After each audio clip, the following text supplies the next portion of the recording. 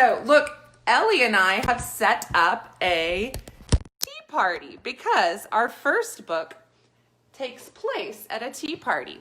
And so we have a little pot of tea. We hope maybe you can join us for a little snack if you have one, or a drink.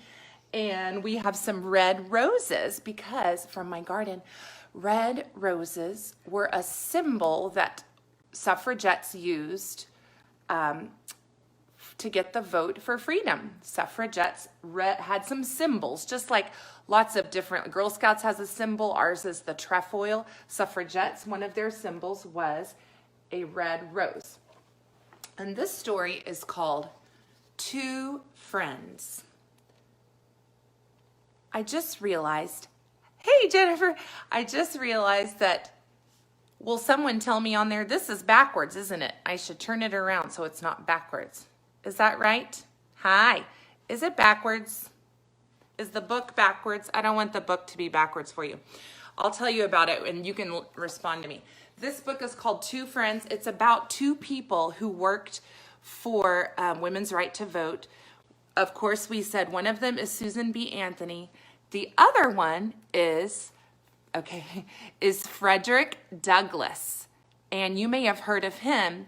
He worked for women's right to vote, but also worked for the right for slaves to be free, the right to end slavery. Okay, it's backwards. I'll fix it.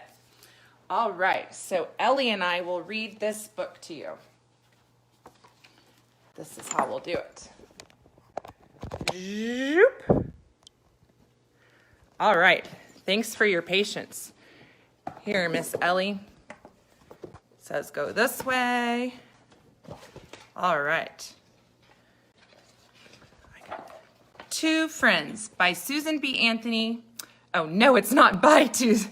It's about Susan B. Anthony and Frederick Douglass, but I want you to know who it's by, Dean Robbins. And the illustrations in it are really cool. You'll see how they use some real words from their speeches and letters. And this book imagines a tea party. It was a real event that happened, but this is a fictionalized story. So they're imagining what it would have been like to be there at this meeting between Susan B. Anthony and Frederick Douglass. It's something that really happened. Snow fell in Rochester, New York. A horse pulled a creaky buggy down Madison Street. Susan B. Anthony set out 2 saucers, 2 cups, and 2 slices of cake. Oh, we have no cake in our saucers, do we? Frederick Douglass arrived for tea. Susan lit 2 candles on the table. The friends sat by the fireplace in Susan's parlor. Oh, here's some of the cool illustrations I was telling you about. Frederick wore a gentleman's tie, a gentleman's jacket, vest, and tie. Susan wore a special kind of pants called bloomers. She liked them better than the heavy dresses women were supposed to wear. Those dresses made it hard to get things done. And Susan had many things to do. As a girl, Susan wanted to learn what boys learned. But the teachers wouldn't let her. Girls didn't need to know about important subjects, people said. They should grow up to raise children, and that's all. Susan's mother couldn't vote or own a house or go to college. Few women could. Susan wanted something more. She read about rights in the United States. The right to live free, the right to vote. Some people had rights, while others had none. Why shouldn't she have them too? Susan taught herself to give speeches. Some people liked her ideas about rights for women. Others didn't. Outrageous!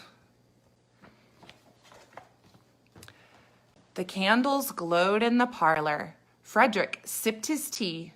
Susan asked him about his newspaper. He filled it with his own ideas about rights. Everyone is talking about my new issue, he said.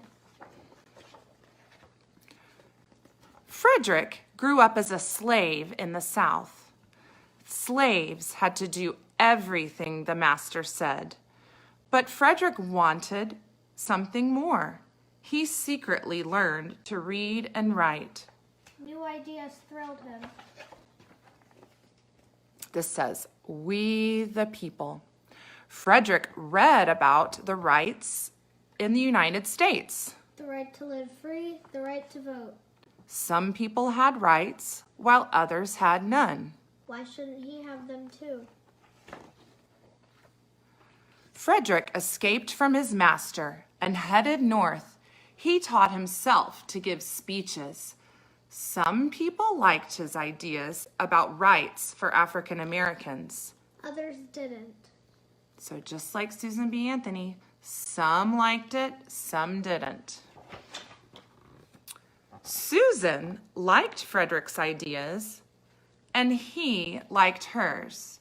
He moved to Rochester and got in touch with her. They promised to help each other so one day all people can have rights. So, Susan B. Anthony and all of the suffragettes will help Frederick Douglass get an end to slavery. And Frederick Douglass says he agrees women, all women, not just white women, all women should have the right to vote. The fire crackled. Snow fell outside the window. Frederick and Susan ate their cake. And talked about their plans. So many speeches to give, so many articles to write, so many minds to change. They would get right to work as soon as they finished their tea.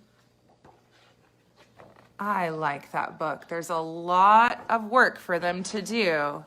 This is Susan B. Anthony, a real picture. She lived from 1820 to 1906 and worked many of those years to earn women the right to vote, plus other rights we'll talk about. And here's a real picture of Frederick Douglass, who was born as a slave but escaped as a young man. He lived from 1818 to 1895. Now, let's see here. Okay, we are going to go now to another reading spot that we like in our house. Here, Ellie. Cheers. Nice tea party. And we're going to read to you some more about Susan B. Anthony. While we're going there, think about anything you could wear to take a picture, something that's white, maybe something that's gold or purple or gold. Gold is the other color for suffragettes. And I would love to see a picture of you dressed up like a suffragette holding a poster. And the poster could look anything like you want it to. We'll give you some ideas. Here, Ellie's holding one. Ellie made this one that says Votes for Women. And it would be some kind of poster that suffragettes would carry at a parade. Here's another one. Ellie, will you hold that one, please? It says, this is from one of Susan B. Anthony's speeches. Failure is impossible. And the gold star is another symbol, like the red rose. Let me show you a few more symbols. Here, Miss Ellie. For the women's suffrage movement, the right to vote. Oh, I think it needs to charge more. Okay, we'll let it charge and we'll read. Is it plugged in? Here, will you plug it in for me? Okay. So this is the next book we're going to read. It's called Marching with Aunt Susan, written by Claire Rudolph Murphy, illustrated by Stacy Shute. There's one that says Votes for Women. And so once you take that picture and make a poster, send it to our Facebook page, post it as a comment on our Facebook page, and we would love to, that'll help you earn your Centennial 19th Amendment patch. We are celebrating 100 years of women's right to vote. So send in your picture and save your poster, and then once we get ready to be together again for one of our book clubs or for the summer sometime or before the election, just for fun, we could have our own suffragette parade to remind all the mommies and aunts and grandmas to go vote. Okay. Got it? Marching with Aunt Susan. I want to tell you that this book is based on another true story. There was once a girl named Bessie. She was a real girl who lived in Berkeley, California in 1896. And her mother knew Susan B. Anthony.